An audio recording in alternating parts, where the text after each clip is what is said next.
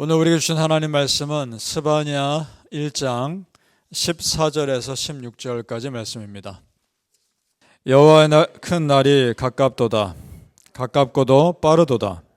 여호와의 날이 소리로다. 용사가 거기서 심히 슬피 우는도다. 그날은 분노의 날이요 환난과 고통의 날이요 황폐와 패망의 날이요 캄캄하고 어두운 날이요 구름과 흑암의 날이요 나팔을 불어 경고하며 견고한 성읍들을 치며 높은 망대를 치는 날이로다. 아멘. 오늘 새벽에 예배하신 하나님의 은혜가 우리 성도님들께 함께 하시기를 예수님 이름으로 축복합니다. 아멘. 자, 어제 우리 보았습니다. 스바냐 선지자가 활동하던 시대가 요시야 왕 때라고 보았습니다. 요시야 왕은 아버지가 왕으로 즉위한 지 2년 만에 살해당하고 나서 급하게 왕이 됩니다. 그때 그의 나이가 8살입니다. 8살에 왕위에 올라서 31년간 나라를 통치합니다. 남유다 왕들 중에 요시야 왕은 경건한 왕으로 기억됩니다. 그의 아버지와 할아버지는 참 악했습니다. 그런데 그 아들과 손자는 참 경건한 왕으로 기억됩니다. 그 아버지와 할아버지는 우상을 숭배하며 포악한 사람들이었습니다. 그래서 하나님의 심판을 받아 그 아버지가 반란으로 죽임당합니다. 그런데 참 놀라운 것은 남유다 나라는 왕이 반란으로 죽었어도 또 그 아들이 그대로 왕이 된다는 겁니다. 그것은 하나님이 그 다윗에게 약속하셨던 것이 있기 때문에 그렇습니다. 너에게서 왕권이 영원히 있을 것이다. 네 후손이 영원히 왕권이 네 가정에 머물 것이다. 약속하셨기 때문입니다. 자, 그 요시야 왕이 무너졌던 이스라엘의 영적 상태를 다시 회복합니다. 그에게는 그래도 믿음이 있었던 것 같습니다. 그 아버지와 할아버지는 너무나 악했지만 그 증조 할아버지는 우리가 다 알고 있는 믿음의 사람 히스기야입니다. 그 히스기야 왕의 신실함이 이 요시야 증손자에게도 있었던 것 같습니다. 그리고 그 어린 왕 옆에 신실하게 도와주는 사람들도 있었습니다. 그들의 도움으로 요시야 왕이 행한 가장 중요한 일이 있다면 성전을 수리한 일입니다. 무너진 성전을 곳곳에 무너진 것을 고칩니다. 그 말이 무슨 뜻일까요? 요시야는 예배에 진심인 사람이라는 겁니다. 그 아버지와 할아버지 때 저지른 우상 숭배와 온갖 악행으로 성전 예배는 무너질 대로 무너졌습니다. 예배가 제대로 드려지지 않았기 때문에 성전이 관리가 안 됐겠죠. 수리합니다. 자, 그 성전을 수리할 때 중요한 일이 일어나죠. 그동안 잊혀졌던 율법책을 발견합니다. 자, 이것이 마치 솔로몬이 성전을 처음 지었을 때와 같은 영적 터닝 포인트가 됩니다. 잊혀졌고 읽혀지지 않았던 성경 말씀을 찾았으니까요. 오늘 이 스바냐서는 자세히 나오진 않지만 이 내용이 열왕기하에 자세히 나옵니다.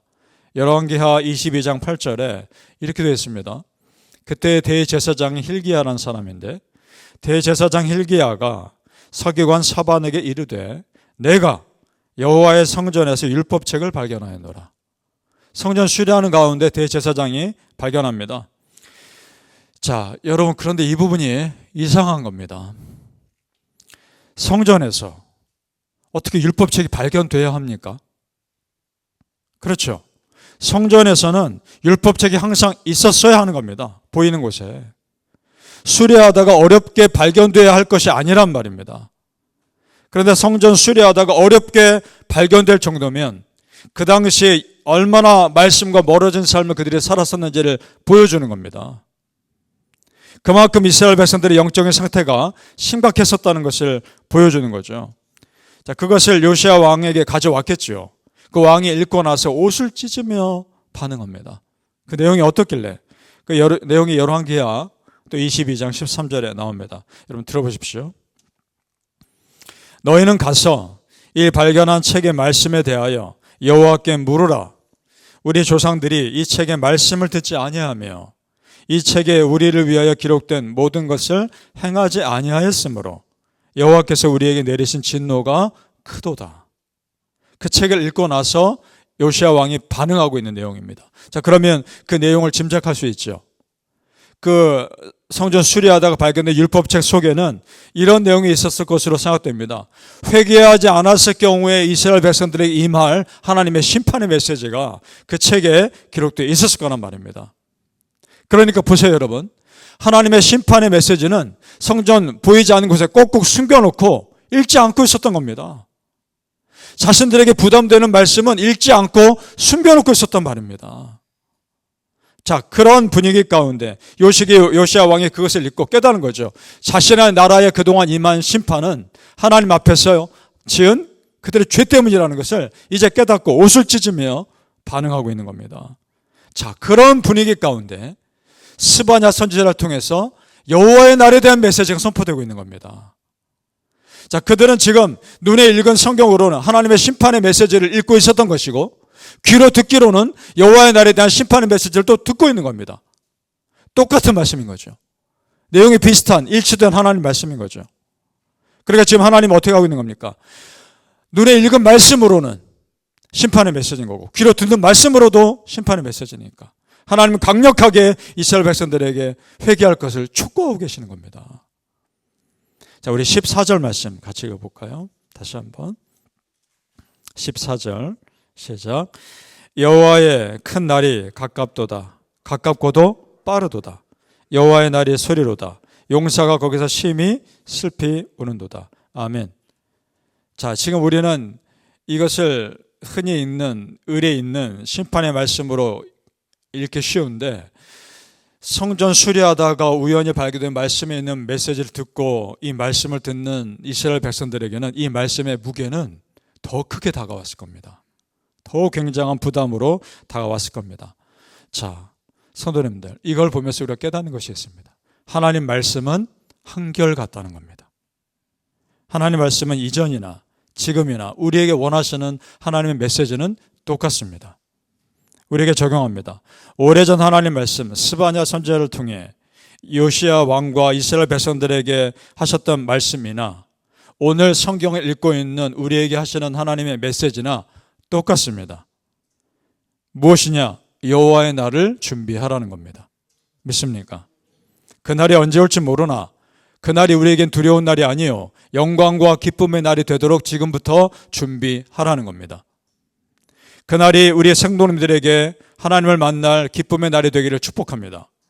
그날이 우리에게는 두려운 날이 아니요 영광의 날이 되기를 축복합니다. 믿지 않는 자들에게는 두려움의 날이 환난과 고통의 날이겠죠. 하지만 우리에게는 맑고 밝은 영원한 천국에 들어가는 은혜의 날이 될 겁니다. 믿습니까? 바라기 있는 성도님들, 오늘 하나님의 말씀 앞에서 우리를 돌아보며 그 마지막 날 두렵고 떨림으로 준비하시기를 예수님의 이름으로 축복합니다. 아멘. 그 마지막 날 여호와의 날을 어떻게 준비할지 오늘 사실 말씀합니다.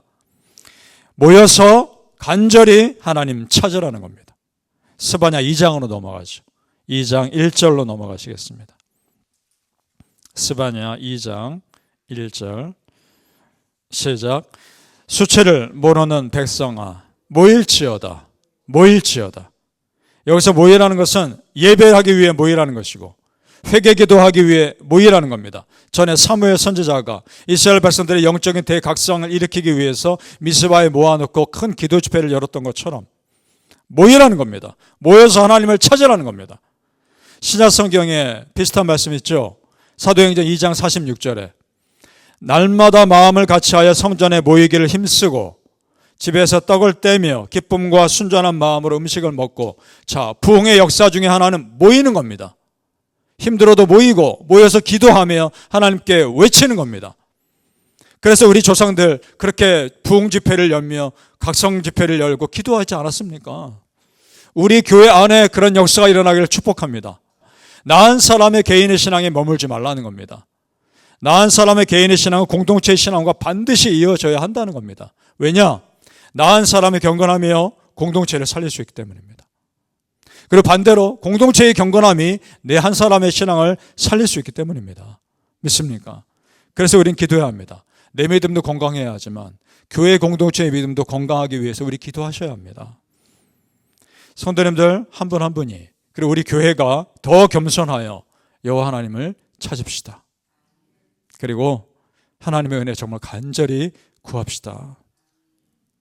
그래서 여호와의 날이 우리에게는 영광과 기쁨의 날이 되도록 준비하자는 겁니다. 우리 3절을 또 같이 보죠. 2장 3절 그 말씀입니다. 스바냐 2장 3절 말씀 시작. 여호와의 규례를 지키는 세상의 모든 겸손한 자들아, 너희는 여호와를 찾으며 공의와 겸손을 구하라. 너희가 혹시 여호와의 분노의 날에 숨김을 얻으리라. 아멘. 찾으며 구하라. 그렇습니다. 하나님을 찾지 않으면 우리는 살 수 없는 사람들입니다. 그렇습니까? 여러분, 하나님 없이는 못 사는 사람들입니까? 그렇죠. 하나님의 은혜가 우리를 그렇게 숨겨주고 계시면 우리는 믿습니다. 하나님의 은혜는 못 사는 사람이 됐다는 것, 하나님 없이는 못 사는 사람이 됐다는 것, 그것이 우리에게는 기쁨입니다. 사랑하는 성도님들, 매일매일 하나님 의존적인 사람들 되셔서 하나님의 은혜로만 살아가시기를 예수님 이름으로 축복합니다. 아멘. 기도하겠습니다. 아버지 하나님, 오늘 하루도 내일 하루도 앞으로의 모든 삶도 하나님 없이는 못 사는 사람 되게 하여 주옵소서. 하나님께 온전히 붙어있게 하시고 하나님이 내 삶의 힘이요 능력임을 고백하며 살게 하여 주시옵소서. 여기까지 이끄신 것도 하나님이요, 앞으로도 이끄실 분도 하나님이심을 믿고 평생을 하나님께 옆에 붙어있게 하여 주시옵소서. 아버지 하나님, 우리는 하나님 없이는 못 삽니다. 끝까지 하나님 찾게 하시고 끝까지 하나님의 은혜를 구하며 살게 하여 주시옵소서. 정말 하나님의 은혜 가운데 붙들림바 되어 평생토록 하나님을 사랑하며 살다가 마지막 날 하나님 품에 안겨 영원토록 하나님과 함께 거하게 하여 주시옵소서. 그날을 소망하며 지금 이 땅의 삶을 잘 감당케 하여 주시옵소서. 예수님 이름으로 기도하옵나이다. 아멘.